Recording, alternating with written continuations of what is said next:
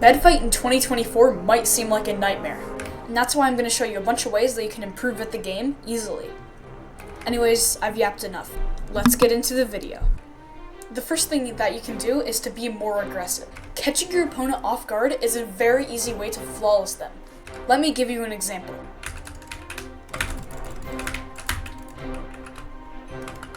Also, here's a replay shot to create as much stimulation as possible. That last tip was a really good way to win bridge fights, but it's also very important to have a bridge to fight on, and that is why speed bridging is the next tip. And here's why it's very important.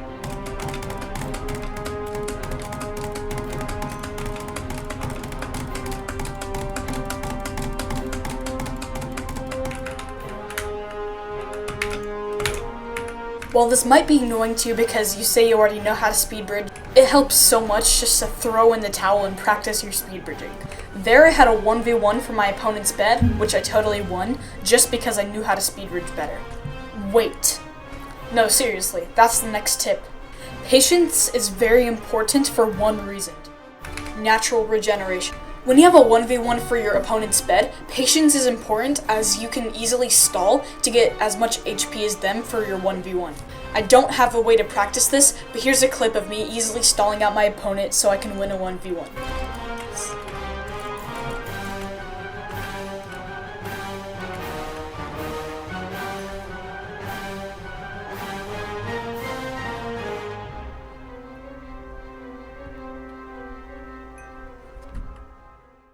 This next one is quick to learn, but definitely not quick to master, and it is movement. By movement, I do not mean the movement used in PvP, but rather placing blocks and stuff to get up bridges faster. It also includes something that not even top players do, and it allows you to easily beat your opponent up the bridge. A great way to practice movement is to practice the speed clutch on bedwarspractice.net. It contains a lot of the maneuvers and block placements that you need to do all the Bedwars stuff. Here's a little clip of me completing it. And the thing I mentioned earlier that some top players don't know is by pressing A or D very quickly after you jump, your sprint will not be stopped and you'll get a little bit of extra speed. Here are a couple examples.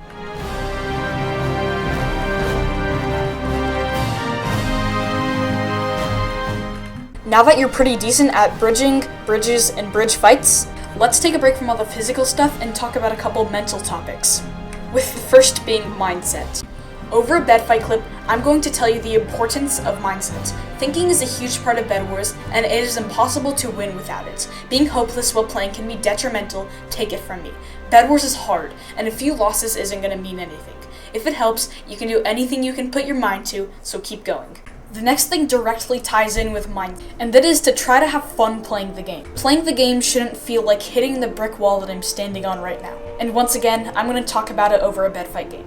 If you aren't having a fun time playing Bedwars, then it might not be the right game for you. You can increase your enjoyment of the game by playing with friends, making content about it, or simply not caring about losses. Anyways, I would have more fun with Bedwars if you would subscribe. It takes 3 seconds, come on man. Tip 7 is where I'm going to go back to the physical stuff. And this one is block placement. If you followed all the tips from before, you should be pretty good at bridge fights. But the thing is, bridge fights aren't the only things you're going to be doing in Bedfight. There's also island fights, and block placements play a huge part in it. I'm definitely not the best at block placements, but there are people who are. I'd recommend watching someone like Versa to learn how to place blocks better. Anyways, here's a couple examples of me doing some cool block placements.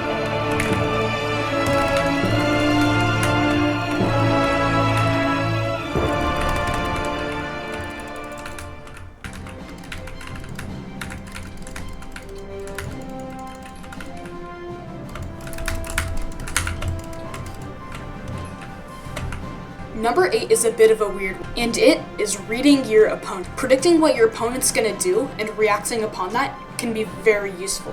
While I don't necessarily have a way to show this, simple things like placing blocks where your opponent's gonna land, or trying to foot trap your opponent if they go on your bed to kill you, it's very useful. Number 9 is a fun one, and it's doing the opposite of what your opponent thinks you're gonna do.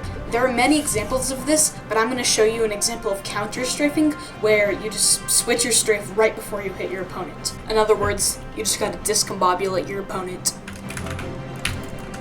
While that wasn't really a counter-strafe, my opponent still did not suspect that I would do that. And also, while looking for clips of my opponent not knowing what I'm gonna do, I did this.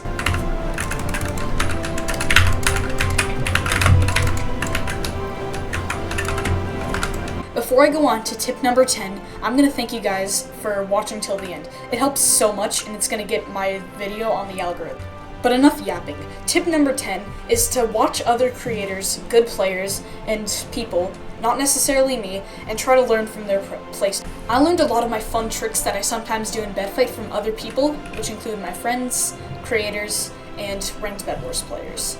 With everything that you've learned in this video, get out there and play some Bedwars. Come on. I know you want to. Anyways, bye, subscribe, and have an awesome day.